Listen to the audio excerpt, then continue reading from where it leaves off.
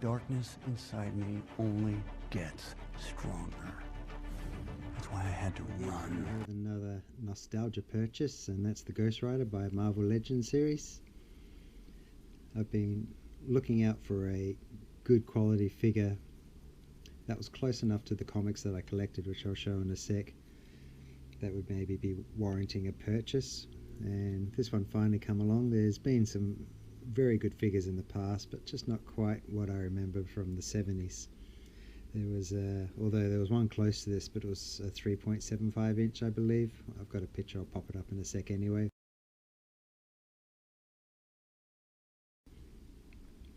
And yeah, the quality wasn't so good. I mean, it was alright, but the box art was really, really nice. And the Danny Ketch figures, well, they don't hold any nostalgia for me, so although they are pretty cool figures and the bike is really awesome as well, yeah, it just wasn't my bag. But yeah, this one's come along. It just came in yesterday, which was nice, a little bit earlier than I was expecting. But if you're familiar with Ghost Rider, it was actually a Western back in the day, and he was atop a horse, and he didn't look like this, but I'll show you the picture of that. But the first appearance of Ghost Rider was a Marvel Spotlight. I think that was number 72 was his first appearance, number 5. And I think, I don't know, I was pretty young, I was born in 73, but evidently he was quite popular, so that garnered him his own series, and that had him appear in, actually I don't have the year there, but I'll post it up and it should be on the comic anyway, I'll remember in the edit. But yeah, in his own series, instead of a horse and in a Western style setting with a fedora, they decided to put him on a motorbike, which was pretty cool in the time, because in the 70s the motorbikes were the huge deal with the Easy Rider and just the whole culture of the motorbikes and choppers and such, which this one seems to be styled off of. And I'll put a picture in here as well, actually, of what this bike specifically, because in the series, obviously, around about 80 comics, I think, something like that. But the bike changed through different artist renditions as well. But this one seems to be as close as, I guess, Ghost Rider number 25, just looking on my notes here, because in the first few issues the bike was actually, it had a circular headlight, whereas the earlier one had a double rectangular headlight.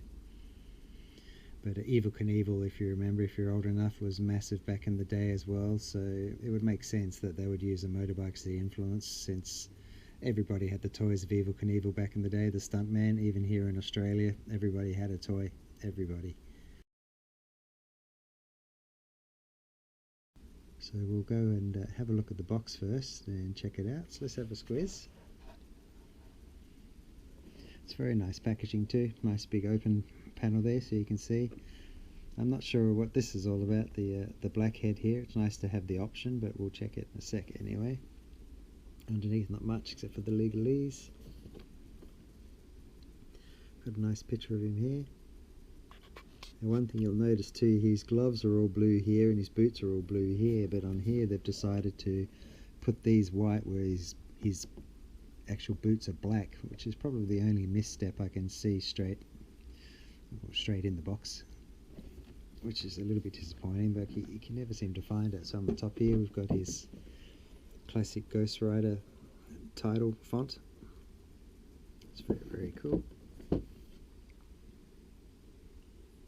Right in the bike again here, and back. On the back we have him doing I think this is a bit of an Akira vibe here, if you know the anime. Here he is with his charred skull, with the whip, which, I mean, I'm rereading the series right now. I'm up to issue 50, I think, and I don't think I've ever seen him wield the flaming whip, so I don't know if that's just a reuse from the other Ghost Riders and stuff. Since they had it, they added it in. I mean, it's a cool image. But yeah, I mean, yeah, I've got another 40 issues or so to go anyway before I see that, but I flicked through a couple and I don't remember seeing that at all. And here we have in the blurb, wielding supernatural abilities from the back of his flaming motorcycle, Johnny Blaze roams the mortal world as Ghost Rider, the spirit of vengeance. And the reason why he was Ghost Rider too, for those that know, is he made a deal with the devil for his stepfather basically to remove his cancer that he was dying from, and the devil, being the devil, tricked him, and the stepfather died in a stunt motorcycle accident shortly thereafter. So now he's doomed to wander the earth until the devil needs him as Ghost Rider. And the story and his powers obviously evolved over time as well, of what he can do and what he can't do, and he broke off the deal with the devil and he became free, and the devil tried to capture him back. So yeah, if you're into hell and all those kind of things, in the 70s we was kind of big on that, heavy metal and such. Well, let's have a look and try to get it open. Just want to be careful there. Let's get some scissors. I was a massive fan of motorbikes as a kid, huge fan, especially mini bikes. Wanted on really bad. As I got older, things happened. It turned into cars. And Ghost Rider in the later series on the TV, he actually drives a Charger, I think, or a Mustang.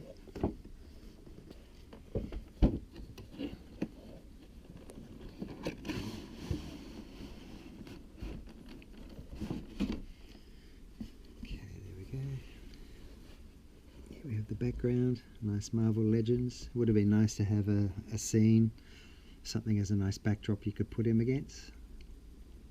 But that's what we have.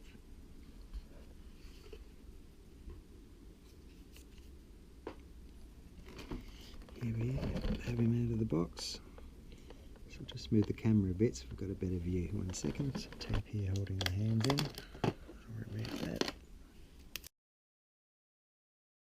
Ghost Rider's really stuck in there.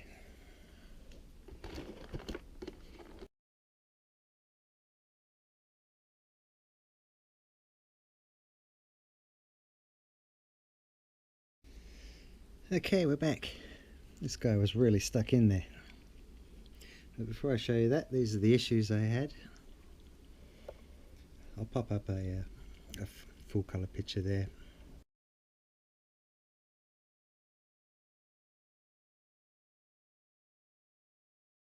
So you can get a good look at it. But my nan took me down back in, as you can see here, 79 I think it was, at the local deli. And I love skulls next to flashy lights. So obviously a flaming head skull really stuck out to me. So we didn't really get the ability to actually have series or order them in, so you basically got what you got. So this was the story I kept, and yeah, I read it over and over and over. It's a little bit worn now, but it's a cherished memory. So obviously this is the bike that I remember, which is why I like this one, because it's quite close to the representation that I know. And we have a look here, this one does have actual light hands with darker boots, so it's quite close to what I had. So this was the figure to get for me, I guess. Back then too, the deli owner would write on the comic, that drives me nuts. That wasn't me, that was them. That was good. And then a few years later, seeing the skull again, very cool cover. The last issue, you can see here, this is the Australian edition, which was not in colour. I found the colour version online, which was great, but yeah, I just thought these were standard back then. It's a pretty good story too, the death of Johnny Blaze, the death of Ghost Rider.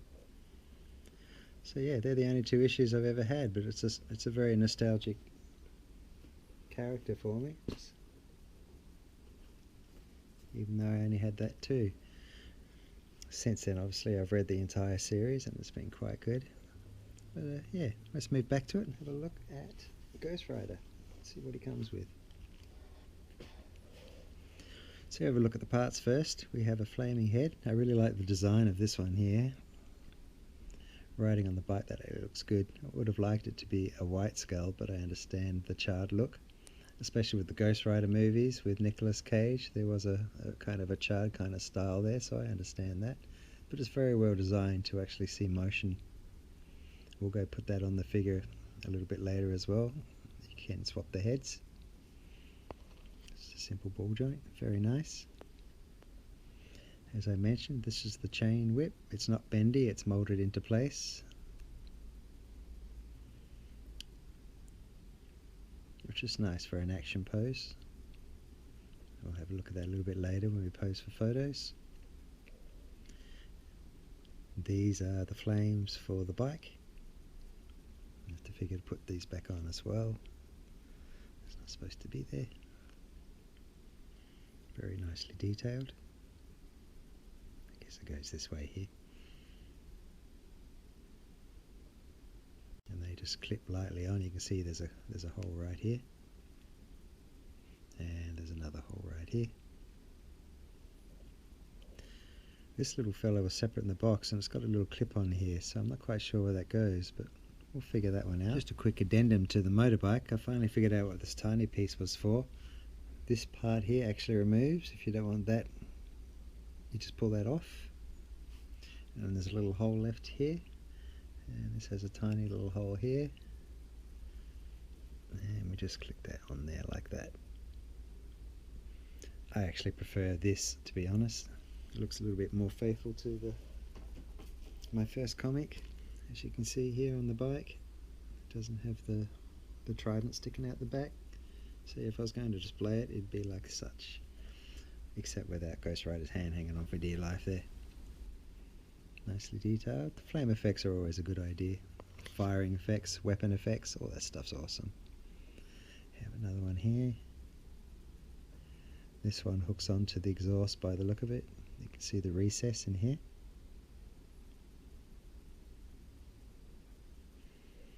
We have the handlebars. You can see here we have, goes up to 160, it's in miles per hour. And he's doing 110. Obviously this is separated in the box for better packaging, and he only has one mirror. I think that's painted on and it's not a sticker. And his handlebars are painted as well. And as I mentioned before, he's got the... Oh, he doesn't have it. It's actually different. We've got a few different hands. We have, looks like a trigger hand. Not sure what that one's about. We have the gesture hand, which I'll show you a picture of, and the Nicolas Cage movie also referenced that, which was nice. The first time he did that was issue, let me have a look, Ghost Rider number 3, as he was taught to use his powers. It's a nice one there. These ones are also articulated up and down as well. And we have another trigger finger. I guess that's to hold onto the bike somehow. Give that a squeeze in a sec. Let's have the bike. The bike's actually really, really well done. Oh, we've got more flame effects. Hang on. That shows us where that one goes then. The tyres are actually transparent.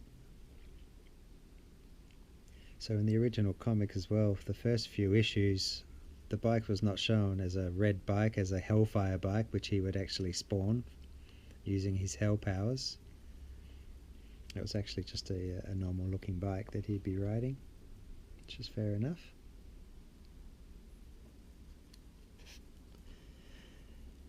Now, I guess this might be a bike style of the time, but it's got a license plate here, which is facing almost directly upwards, which is interesting.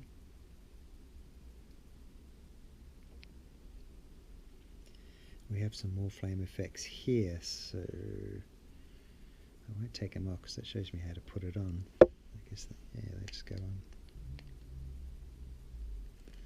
this way, but we'll clip that on for some shots as well. Oh yeah, there's the nub. So yeah, it goes on like such. This one goes on here, I'm guessing.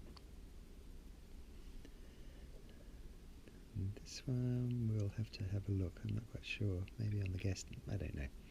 Anyway, let's just pop the handlebars on.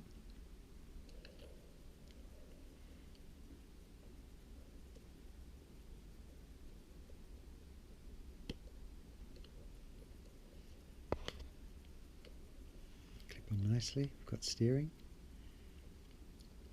Both the wheels roll. The kickstand also sits up, which is nice. Clicks up like this. Got the foot pedals. This in the clutch. Nicely detailed twin. I don't know much about bikes. Twin engined. Not twin engine, sorry.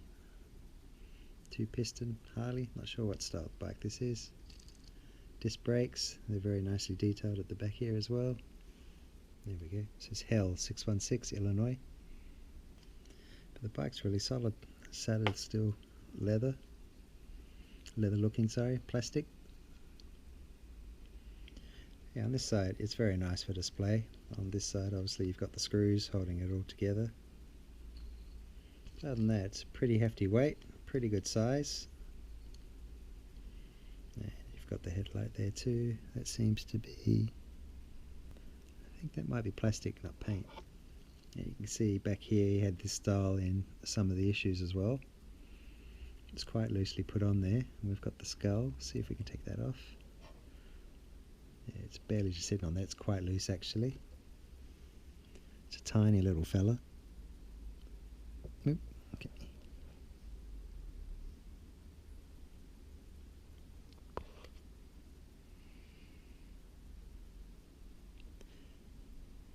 It's quite nicely done. I actually prefer this one to the actual one that he's using, to be honest. And you can't put it on the figure, it's just made to mount on the bike or somewhere else. It's a reasonable size. I have another one here just for some comparisons. It's quite small. This one was from a hot sauce, Blair's hot sauce, that I used to get in Japan. Very nice looking skull. But this one's weathered nicely anyway. Nice crack on top. Yeah, something different. I don't know whose it is or why it was stuck on the back of the bike. Maybe it's alright. You push it down, it feels a little bit tighter there. And it has a trident style as well, so maybe a bit of a hint to Mephistopheles, which is the devil that Ghost Rider faces off in the comics, which has a very nice figure of him, or a representation of him, coming out later on this year with his throne. But that one's a little bit more, this one's a little bit more cartoonified. That version of the devil is much more realistic looking, as in paint apps. Have a fuel cap on top as well, but yeah, generally the bike is quite nice.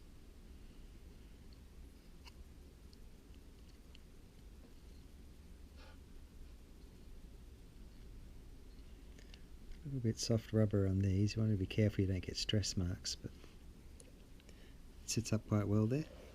Very cool.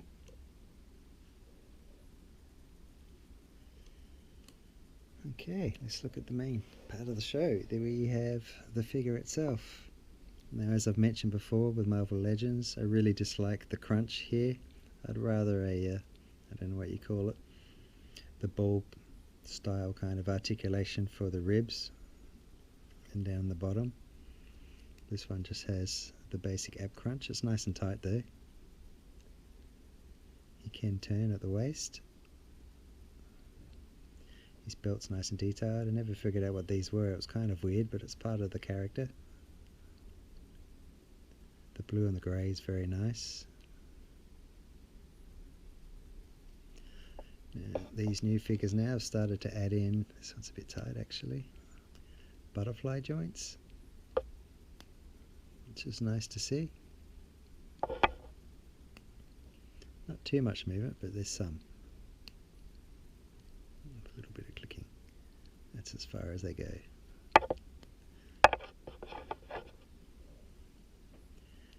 Have some bicep twist here, bicep cut, double elbow, no pins, which is nice.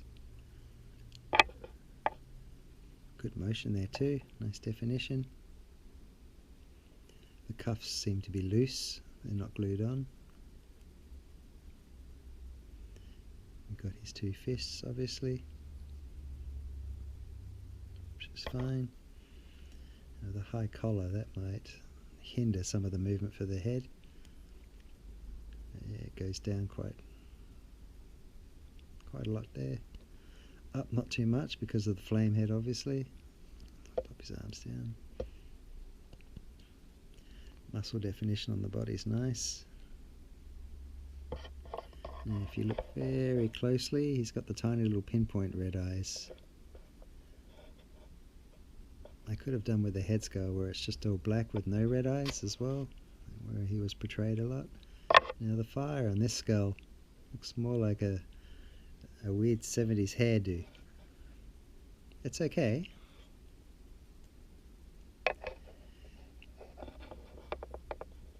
I'm not sure, but the jaw does not seem to be movable. It's just soft plastic, which is a huge pity. A lot of skull characters these days have the movable jaw or mandible. So yeah, that's a big miss right there. That and the rib cage. If we come down to the legs,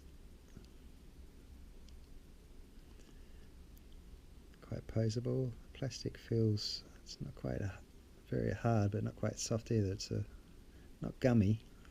Kind of a weird feeling there, but yeah, reasonably poseable. Good movement. Double knee here, no pins.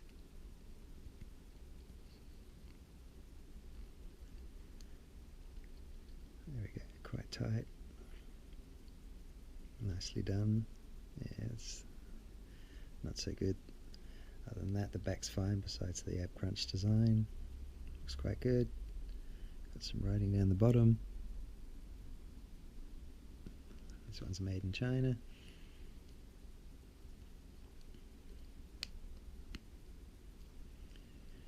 The feet, got the up and down, side to side.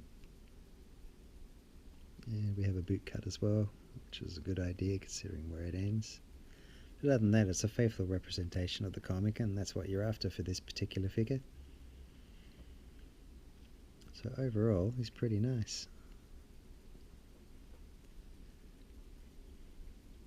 Yeah, it's nice and tight, that's good.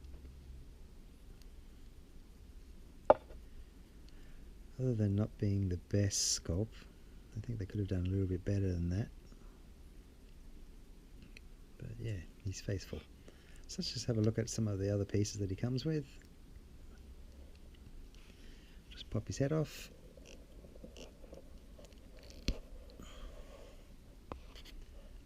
Quite a large ball joint there. Again, hindered by the collar. Let's have a look at this one. This is good for the motorbike. Here we go. This one just doesn't seem to fit so well, obviously, with the white neck. It looks reasonably good, I guess, if you're on the motorbike, but yeah, it just seems a little bit off.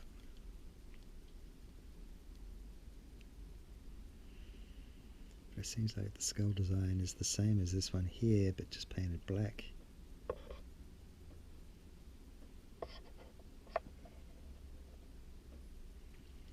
Kind of prefer this one if it was white by the look of it. Yeah, oh well. Have a look at his hands. Reasonably easy to remove. We've got his gesture hand for his right. Oh, and there, it's just as I was saying, the cups come off. You could glue them in, I guess, but there's no real point.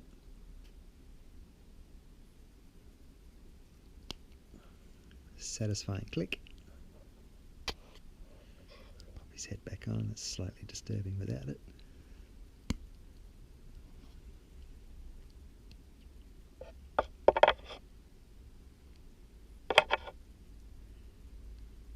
Yeah, it's pretty good.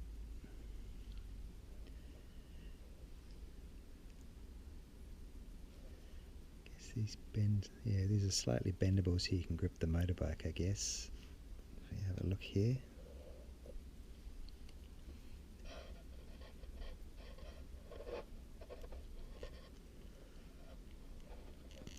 It's not something I'd want to do a lot because that thumb seems like it would break. So there Ghost Rider's hand's attached to it. That's what it looks like there. Which is good because this finger here looks like it's ready to pull the throttle or whatever that one particularly is. So it does grip on, but I don't know over time, when this gets a little bit more brittle, how long that's going to last. So if it's going to be on display, you'd want to keep it like that, I guess. But yeah, we'll take some photos of that in a sec anyway.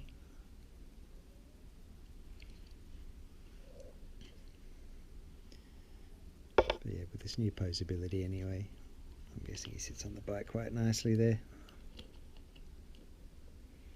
Such as it is.